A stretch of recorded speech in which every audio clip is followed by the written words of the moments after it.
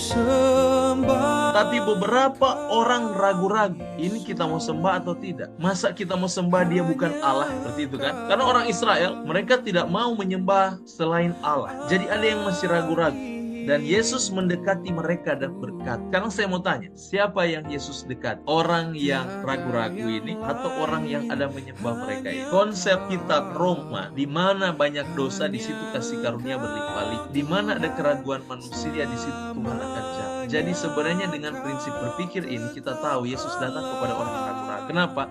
Dia ingin buat kepastian. Yesus mau buat kepastian kepada orang yang ragu-ragu. Kalau orang yang sudah menyembah dia, tidak perlu, mereka sudah kokoh. Tapi yang ragu-ragu, dia harus kuatkan. Kan kata Mesias, Mesias itu yang diutus untuk mengangkat orang yang susah hati, menghibur mereka yang terluka, melepaskan belenggu-belenggu kelaliman, ya kan?